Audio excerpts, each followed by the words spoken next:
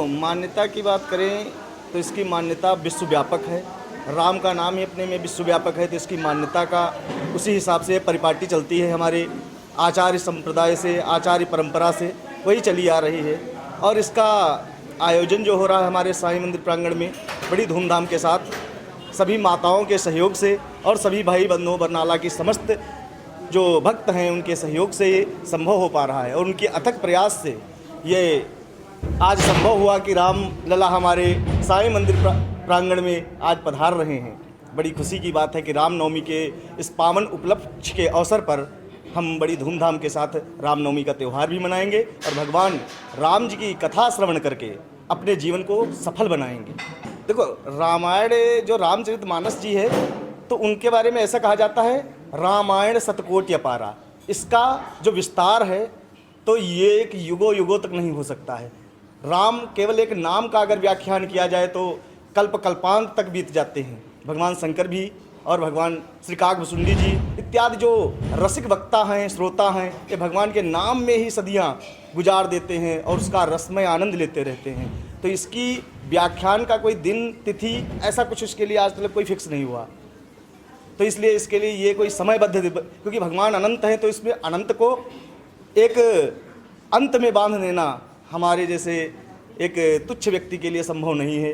तो भगवान के जब रसिक संत नहीं इसको बांध पाए तो मैं उनके एक समय सीमा में नहीं बांध सकता हूँ। बस निरंतर रसधार बहती रहे, अमृत में वर्षा होती रहे भगवान के नाम की, लोगों का कल्याण होता रहे राम नाम सुन करके, बस यही हमारी अभिलाषा है। और हम अपनी आत्मा को तृप्त करते हुए, तुलसीदास जी ने सबसे पहले उपाख्यान में कहा है कि अंतःकरण यानी स्वांतः सुखाय रघुनाथ गाथा, यानी अपने अंतःकरण को सुख करने के लिए मैं ये लिख रहा हूँ। यानी उन्होंने किताब जो पुस्तक रामचरितमानस लिखी है उसकी भी उसके बारे में उन्होंने यही कहा है कि स्वांतःकरण यानी अपने अंतःकरण के सुख के लिए मैंने ये गाथा लिखी है। और इससे लोग प्रभावित होंगे, लोगों का कल्याण होगा, ये तो सबसे अच्छा काम हमारे द्वारा हो सकेगा। यही मानव जीवन की सार्थकता होगी। देखिए, इसका जीवन में प्रभाव, तो जीवन में प्रभाव क्या, यहाँ तक आना, तुलसीदास जी ने इसको एक समुद्र का यानी एक तालाब का रूप दिया है, सरोवर, मान सरोवर का रूप दिया है। यानी कहते हैं यही सर आवत अति कठिनाई, राम कृपा बिनु आए न जाई। और सभी लोग यहाँ बैठे हैं, मतलब इस सरोवर के पास बैठे हैं, तो ये संभव सी बात है सब पे राम ही कृपा है।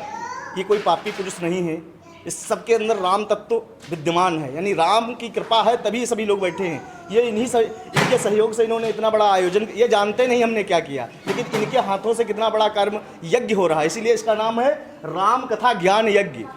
ज्ञान यज्ञ, ज्ञान तो मैं नहीं इतना कह सकता हूँ, ज्ञान का तो बड़ा विस्तार है।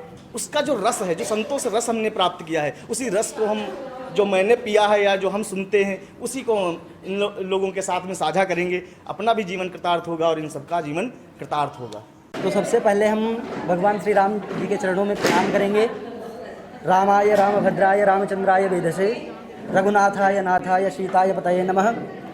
जैसा कि आप सभी को पता है, हमारे 16 एकड़ साईं मंदिर बरनाला में श्री राम कथा ज्ञान यज्ञ का आयोजन हुआ है।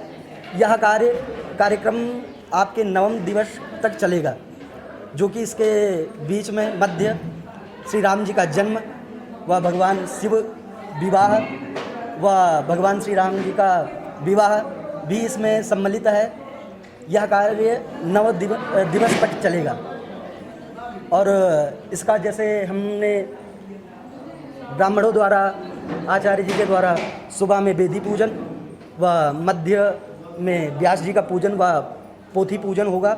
उसके उपरांत सायंकाल में आरती, भगवान का गुणानुवाद करते हुए भगवान के चरणों का स्मरण करेंगे व अपने जीवन को कृतार्थ करेंगे। तो यही है कि भगवान श्री राम का आयोजन हुआ है, राम कथा का आयोजन हुआ है, तो इसमें निमंत्रण देने का कोई ऐसा औहदा ही नहीं बचता है कि हम निमंत्रण दें।